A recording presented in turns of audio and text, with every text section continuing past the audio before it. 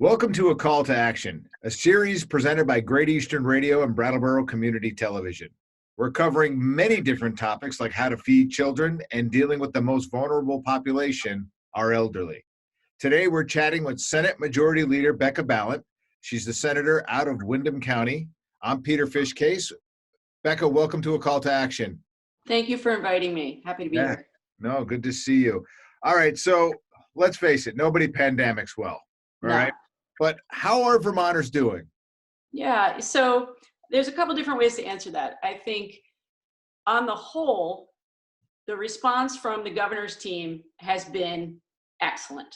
We have been grounded in science here, in data, in ways that the federal government has not been. And so it's been really reassuring for Vermonters every day to have the governor and the commissioner of health answering all the questions, very carefully and methodically. And so that gives us a lot of comfort in the legislature. So I think in terms of decision-making, people have a lot of confidence in that. Where I see Vermonters really struggling the most right now is with our Department of Labor and trying to get through for their unemployment insurance benefits. And it's been a real problem. And it's the part of our response in Vermont that hasn't gone well. I don't think anyone within state government will say it's gone well. It's not unique to Vermont. We are a state, much like a lot of states, that has a very old mainframe computer that processes the claims. And so running on a system that's 30 years old and an unprecedented volume. So in about a 2-week period, we generally have between 500 and 600 claims. In the last few weeks, we've had 80,000. And so there have literally been Vermonters who are in my constituent group who have spent 7 hours a day just hitting redial, trying to get through Department of Labor. And so it is now a month in. Some of them still haven't received any checks for any of the weeks. For some of the stimulus checks coming from the federal government, you have to have a state UI claim in to get the supplemental money, so they're not getting that money. And it's been a real disaster. And so we have really encouraged the governor and his team to spend whatever money they need to, hiring more people, getting more people on the phones. But so what I'm hearing is a lot of anxiety simply around paychecks right now. And that is weighing on me. And I know it's weighing on our whole legislative delegation here in Windham County. We met on Saturday on a Zoom call just to talk about what are you hearing, what are the most pressing issues, and everybody said unemployment insurance. We just can't help our people get through the system. So we've got another call tomorrow. The leadership team in the Senate and House have another call into Department of Labor to try to, problem solve some of these problems. But it's getting desperate. Okay. That part, yeah. I mean, light at the end of the tunnel. Is there such a thing? Well, what's been so hard for me, because I'm a glass half full kind of gal, I guess, is that I keep saying, don't worry, it's going to get better. We're hiring 70 more people. It's going to get better. We have another phone line.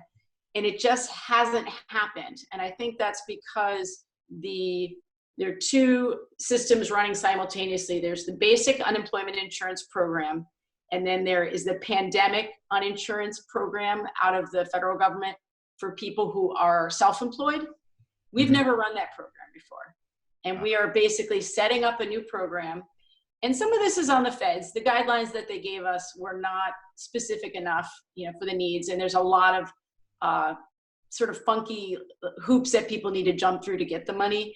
But so I want to trust that it is going to work itself out in a few days, but we have been told that for weeks and we're not there yet. So 70 more people came online, I think, over this weekend to get trained to meet the calls. But I want to just reassure the folks who watch your program that we are all aware of the problem, and it's a capacity issue. And if they have problems getting through, they should contact either their House member or their senator. And we're developing a new system to streamline the information getting to Department of Labor. So their next stop, if they can't get through, should be one of us. Okay. All right. Yeah. So that is good to know. And maybe what we'll do is we'll include some links and information in the description Great. of the video. That would be great. And I'll work that out with you when we're done. So, all right. So let's jump to the next thing. That was huge information. So thank you for sharing that, because that was largely unprompted, but I did want to kind of touch on that a little bit. Yeah. And everybody does clearly have a very high concern about the economy and what it'll look like when we get through this. But what does the state and federal funding look like, both on the feds and on the local level, for things like the SNAP program, Medicaid? I mean, are these things that will get impacted at all? You know, I don't really have concerns about those programs that are already up and running, because we have a great congressional team, and they actually got us $1.25 billion in federal funds, which is a little bit more actually than we should get based on our formula funding. So as you might already know, Peter, it's based on population, right? Yep. In Vermont, we're pretty tiny. And so if you look at the breakdown, we actually probably got a little bit more than we should have based on our population, but I'll take it. Okay. And so we're not really concerned about those programs. What we're concerned about is that we have huge budget gaps, and the federal funds have some handcuffs on them. And they say that you can use them on pandemic related issues, but you can't use them to backfill holes in budgets. Okay. And you're like, okay, on a first glance, you're like, that makes sense. We should be spending it on the emergency itself. But the emergency has had so many ripples, right? So we are expecting $200 million less in taxpayer money coming into our coffers, you know, in this fiscal year, because people are filing later. We've gotten that, you know, we've gotten that dispensation from the federal government. People are filing later, both federal and state. They're going to be filing their homestead declarations later. We're not taking in that sales and use tax, right? Hotels aren't open, shops for the most part aren't open. And so we can't use the federal funds to backfill that hole in our budget, even though it's all COVID related. We wouldn't have these funds, right? You know, these holes in our funds if it weren't for that. So we actually, the leadership team of the House and Senate, so it's called the Joint Rules Team, and it's the majority and minority leaders in both chambers, plus the Speaker of the House and the Pro Tem. We met with Peter Welch on Friday night and said, we need more flexibility. Like this is great. You and Senator Sanders and Senator Leahy did an amazing job getting us our federal dollars, but every state is going to be in the same situation. We're going to have this influx of cash sitting here. A lot of it we're not going to be able to use because we can't use it to fill in those holes. I mean, there's lots of great stuff in there in terms of, you know, support to hospitals, support to small businesses, support to individuals, but we're going to have a huge hit also in our ed fund. We're very concerned about that. And if we could use some of the federal dollars to prop up school budgets, that would be a huge help to Vermonters. So we're pushing that hard. Wow. Yeah. Interesting. You know, it when you stop and think about it, like you said, so things that have been up and running, like the SNAP, like Medicaid, not a problem. There's just nothing's really going to change. Right. But yeah, even that 1% increase on taxes is not there right now. Wow. Exactly. Okay. Yeah. That's well, good luck. Yeah, that's what's keeping us all up at night. We get to the end of every finance call and we say, does anyone have any good news to share? So it's rough. Yeah, every time I do a new segment of a call to action, you know, I learn a few different things, and I, you know, we're only a few minutes deep into this, and my head's swimming already, and I want to go about a million different directions. But let's stick up. My next question to you is: on March 7th, Vermont announced its first case of COVID-19. Yeah. Clearly, plans were put into place, and they are drastically different now. And the elected body of officials that we have, yourself, everybody else, I mean, how is everybody able to react to this independently and then cohesively? Yeah, so I was thinking back, you know, that it's only been a little over a month. And I remember those very tense hours in the State House when the Joint Rules Committee was meeting to decide, well, what are we going to do? That was the week we had our first case in Vermont in Bennington County. And we knew it was just a matter of time, you know, before it spread. And we made a decision as a leadership team that we were going to close the State House, get it cleaned, take a short recess of a week, and then figure out what came next. And of course, in that week's time, everything blew up, right? The schools got closed. You had a statement from the governor saying we're going to need to do things really differently really quickly. And so when I think about how quickly we went from thinking, oh, we're going to be on a week break, to, oh my gosh, we've got to figure out how to legislate remotely, it's kind of amazing, because nobody has had a whiff of partisanship in the calls that we've had in my chamber. We've got Democrats and Republicans working closely together. The leadership team is cohesive. It's made up of both parties. And we both sides of the aisle feel like we have to be completely focused on this emergency and helping our constituents. And that way, it's been really lovely. We've been able to have all Senate Zoom calls about issues. And yeah, people have differences of opinion, but it's not nasty. It's not partisan. It is just about how do we get through this really hard time.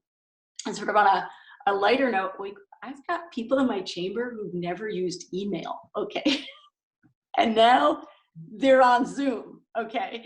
And like the day that Dick Mazza, who I love from Grand Isle, he's 80, right? And he like runs Mazza's General Store. He's like, I don't do the computers. I was like, well, we gotta get you on Zoom because we're gonna be voting that way. And the day he came on, I was like, oh my gosh, like people are adaptable. Yeah. People are amazingly resilient. And so I'm so pleased to the extent to which there has been wonderful communication between the governor's office and legislators on a whole host of issues. I feel like when I sent a question in from a constituent about the health department, about V-Trans, like the turnaround time is so quick to get back to me. And so, of course, a few months from now, we'll be able to deconstruct it and be able to figure out, well, where were those parts where things didn't go well? Because I do anticipate we're going to have another wave until we have a vaccine, right? So it's going to be really important for us to do a really good postmortem after this first emergency to figure out, how do we get up and running and up to speed in a shorter amount of time. But I do feel like, all things considered, we were able to get a lot of really important information out to Vermonters to keep them safe. And we really have flattened the curve here.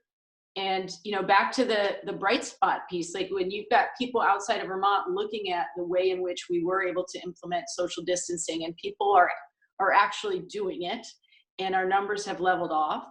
And, Moody's the other day, who, they rate states on healthy finances and how healthy we are in terms of our finances. And we were one of 12 states that Moody's gave high marks for being able to withstand an emergency like this, because we are so good about saving for a rainy day. So we've got a couple $100 million in reserves for such an emergency. We didn't know how big the emergency would be, so it will not cover all that we need, but we're in a much better shape than other people. So, good to know. Yeah. Really good to know. All right, Governor Scott has issued, of course, his stay-at-home orders until May 15th. Mm-hmm. Now, it would seem as though that some of those orders are going to get relaxed over time. What is the process to determining what gets relaxed and what has to follow the status quo? Yeah, so it's all based in the science and the data, which is why I was mentioning earlier these modeling programs that we as the state have hired people to do for us in terms of our rates of infection. And so this is not a shoot from the hip, let's see what we can do, let's open this, let's open that, which you may be seeing in some other states and other places. Mm-hmm. The governor is completely conferring with the health department and with his team about, well, what makes sense given our situation. And so I think it does make sense to open up the economy right now to folks who are generally working outside, doing, yard work, maintenance outside of buildings. If you're a one or two man or woman shop doing renovations, if you have a job in which you're not coming into close contact with people, that makes sense to me to start there. And I think there's going to be mistakes made. That's what, I just want people to understand that there's going to be mistakes made, and there are going to be decisions that the governor makes that we'll have to rethink, and maybe he'll have to tighten up at other points.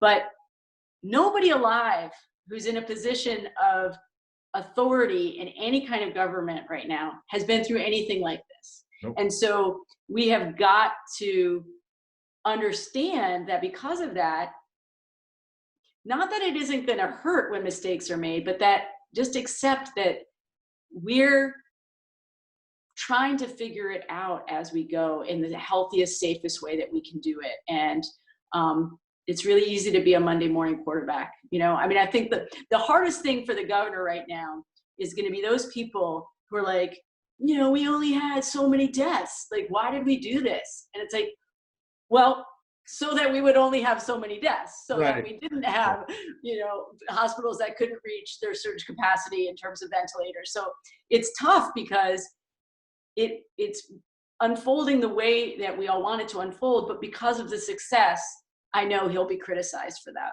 Yeah. Well, Yeah. Look, I'll give you a couple of phrases that I've been using a lot that sort of help. Like, we're all trying to fix the car while it's moving. Yeah, absolutely. Or repair the plane while it's flying. Exactly. So this thing, and you're absolutely right. And people get upset, and that, which will bring me down. I'll jump over. I had some questions here, but I'll jump over this. Chittenden County, clearly the hardest hit. 410 cases, 30 deaths. Population of that county is 163,000. You and I are in Windham County. Right. We have 42,000 residents, 69 confirmed cases, 2 deaths. So, and it seems as though, given our population, we're overreacting. But I use this example a lot too, is that, well, if you think that we overreacted, why don't you take a look at our next door neighbor, New York, and see what happened there? Now, granted, they're all on top of one another. It's much easier to social distance here in Vermont. Right. But what do you say to those folks? It's really easy for me to talk to those folks because we have one of the oldest populations, not just in Vermont and Windham County, but in the country. Right. My population of my constituency, many of them are at risk. And so, people were saying, well, why did we close schools? Because, the kids don't seem to get it very much. Well, those kids go home to their grandparents. Those kids go home to their parents that go, visit the grandparents at the rehab center. And we are all connected in a really beautiful way in Vermont, in communities. And so I am so delighted that I am sitting a month in, and every single member of my Senate is healthy, even though 2/3 of them are over 65. Right. And that's because we made the decision early on that we weren't going to put people at risk. And I'm not of the mind that people are expendable. I guess it was the lieutenant governor in Texas. He was like, grandma and grandpa would be happy to give their lives for the economy, right? Sure. Like my dad was texting me. He's like, just so you know, I'm not okay with that. I was like, I know, Dad, don't worry. I got it. But so, and I don't want to minimize, it's hard not to know what's going to happen. Sure. It's hard. And I worry so much. One of your questions was what am I concerned about the most? And 2 things. I'm really worried about our small businesses. Yeah. They're the backbones of our community. It's hard for them in good times to make payroll.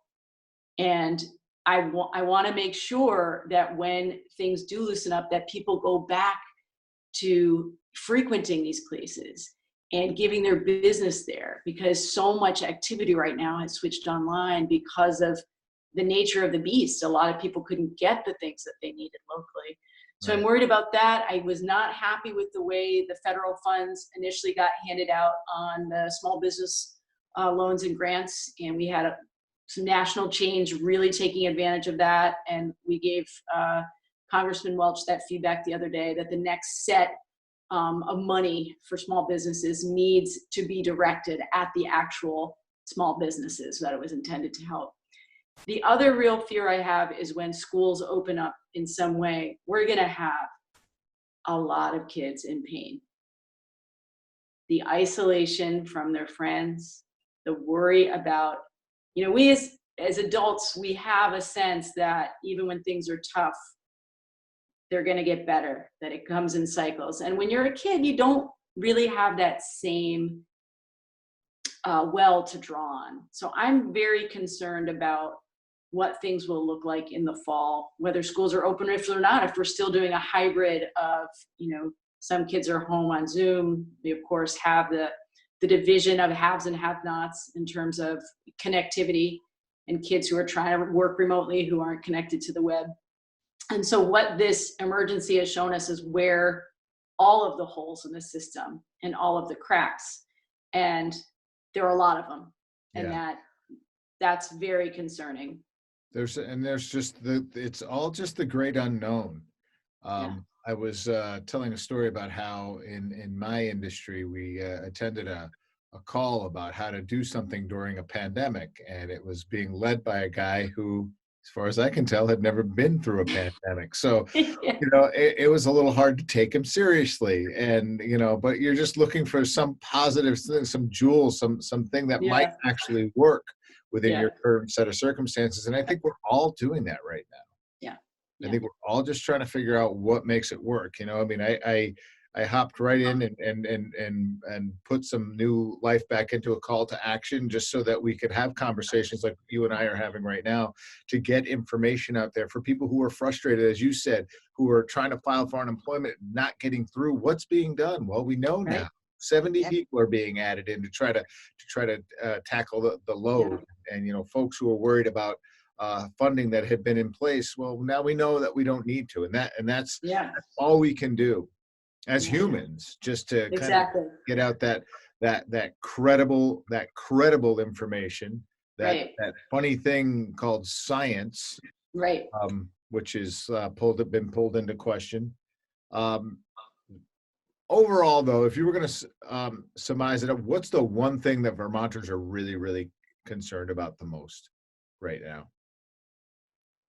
It's a big question.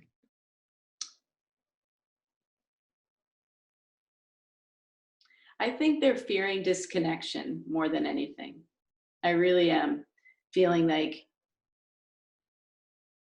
there is a sense that the fabric of our society and our democracy is being worn away. And there are a lot of fears about the election and whether it will go off safely and without, I'm referring to the 2020 presidential election. I've There are heard a lot of concerns about that.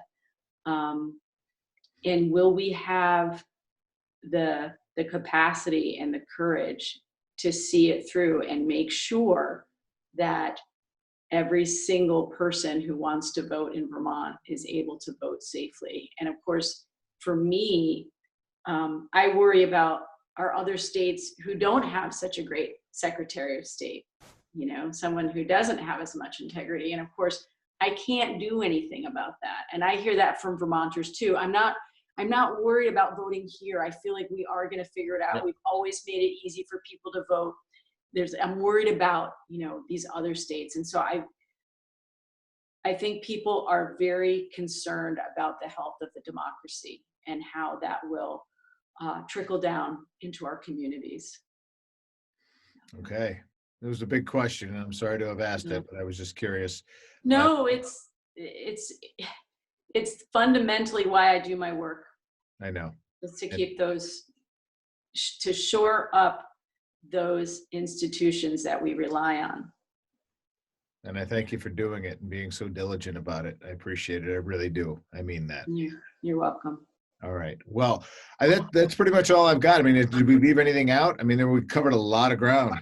Yeah, let me just do a quick look just to make sure. Yeah. This is what I love about doing these interviews. Everybody's just on their desk. Exactly. Everybody's just looking down. Where is it? Everybody's looking down.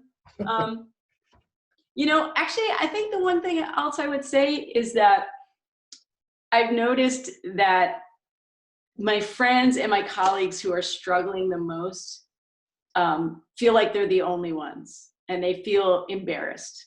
that they're lonely or they don't feel effective. You know, I just got off the phone with a friend of mine, and she said, I just feel like I'm doing a crappy job everywhere. I was like, yeah. And you mean because your daughter's running through your Zoom meeting? Like